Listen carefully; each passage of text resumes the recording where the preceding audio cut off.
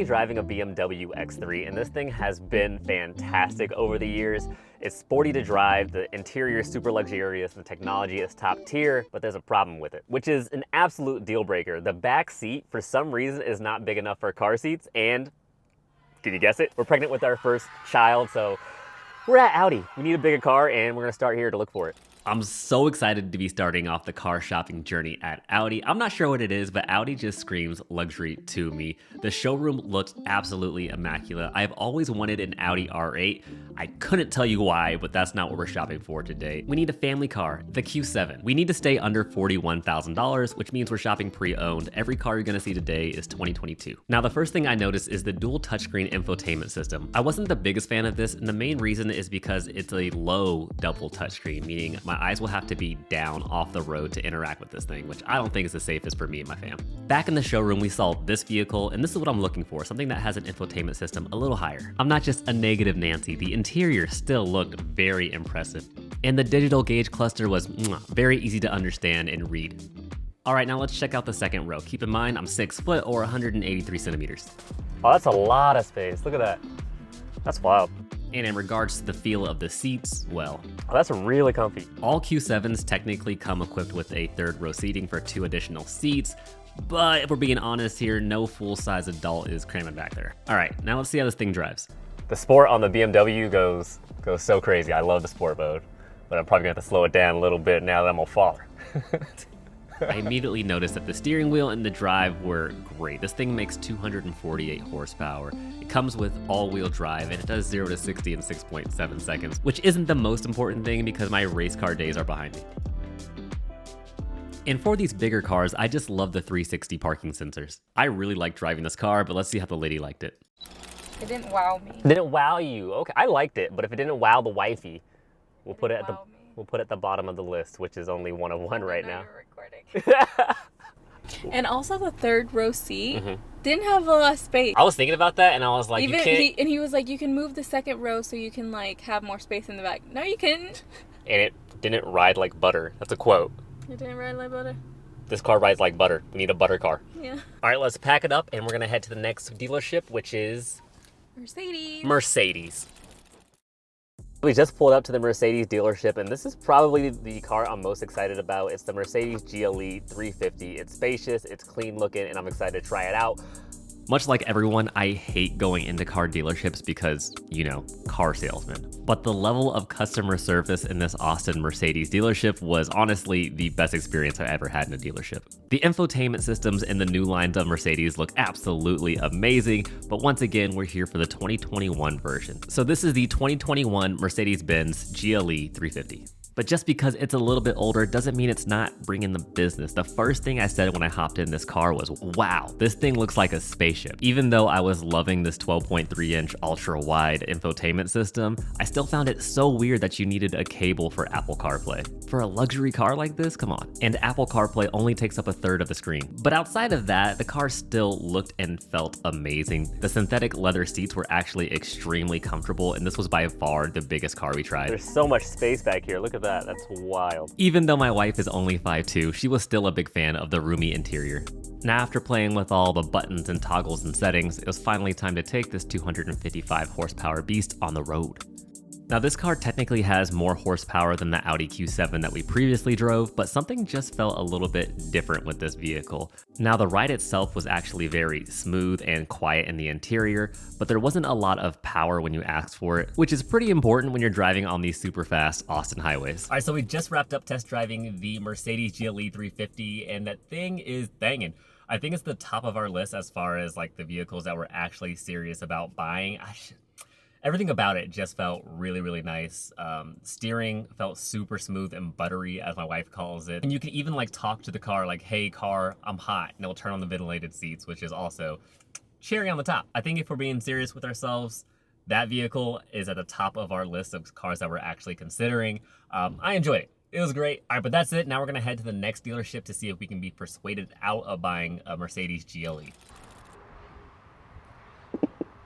Windy out here today.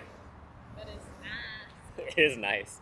When I first started this video, I did not think we would end up at a Lincoln dealership, but here we are. I always thought of Lincolns as the car for older people that need canes and whatnot, but it looks like within the last few years they've done a complete rebrand and added so much technology and sleekness and style, which is why I'm here and excited to check out the Lincoln Nautilus. It's gonna be amazing, I think.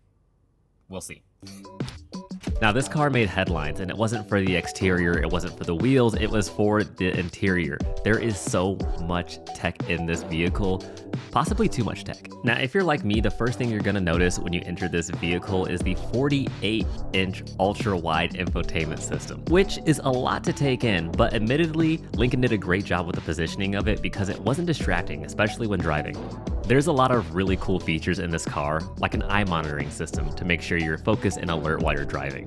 We also get this very interesting piano Prindle shifter, heated and ventilated seats with massage capabilities, digital sense so you can change how the car smells, and a pretty nice sounding sound system. But here's where I think the tech may have went too far.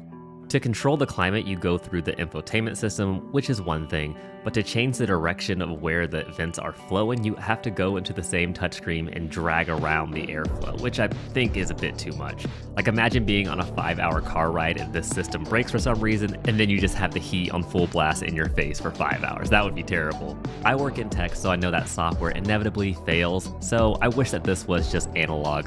Outside of the tech, the car was pretty spacious. Like, there was a ton of room, almost as much room as the Mercedes GLE 350. The seats weren't as comfortable, but you know, that was to be expected. But now let's move on to the most important part. Let's see how this thing drives. Now, Mama always said if you don't have anything nice to say, don't say anything at all. But this is a review, so I do want to try to keep it honest with you. The driving experience wasn't great. The brake system felt terrible. The way the vehicle took corners wasn't the greatest either, but at least the car had wireless Apple CarPlay. All right, let's head to the next car. All right, I'm not gonna say we saved the best for last, but we are here at BMW to check out the BMW X5. I feel like the BMW X5, which is the slightly bigger model than what I'm driving now, will be a pretty easy fit, like a pretty easy car to like. So we're gonna try that out. Oof. Can we just take a moment of silence to appreciate how clean this thing looks? The X5 is rocking with a 3-liter turbocharged inline 6-cylinder, which pushes 335 horsepower. Now, BMW has minimalistic and clean-looking interiors. The steering wheel felt amazing. You also get this crystal shifter. I didn't think I would, but I'm loving the color of this mocha interior. Now, at first, the infotainment system takes a little bit to understand, but I like the high location of it, as well that it's a touchscreen and controllable from this little dial. Now, hopping into the back seat, I would say this is the least roomy of all the vehicles that we've seen. The second row does get an extra set of vents, as well as its own dedicated AC system, which will definitely come in handy for those hot Texas summers. And speaking of those hot summers, you also get a retractable window shade. There is a ton of trunk room in this car, and my brother has this car, and he says this tailgate that folds down is great for changing diapers. All right, moment of truth. Let's see how this thing drives. All right, this is the first dealership that they don't have to be in the car with us, so they just gave me the keys and let us go. I like it already. I like it a lot better than Mercedes. The power you get with the X5 is insane. This car was so fun to drive. I'm over here just smiling ear to ear. Maybe this car is a bit too fun to drive for me hauling around my kid. The driving experience felt very familiar, just amplified. So while I loved driving this car, I guess the biggest negative wasn't the ride or the performance. It had to be the fact that the second row seat wasn't as big as any of the other vehicles, which is the main reason why we're changing cars in the first place. All right, I got a lot to think about. Decisions.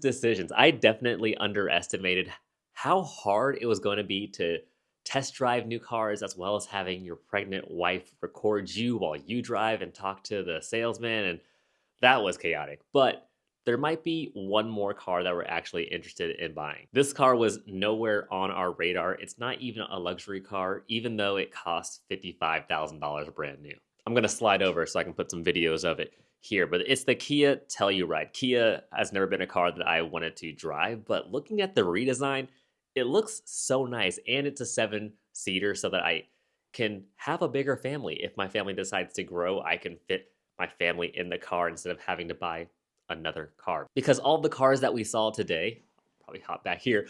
All the cars that we saw today, they're 5-seaters for the most part. So if we have 3 kids or more than 3 kids, we're gonna need a new car. So I want to future-proof myself, and that's why we tested out the Kia Telluride. But let me know which one of these cars you would buy, which one of these cars I should buy. I'll read every comment, and just like always, I'll see you on the next one.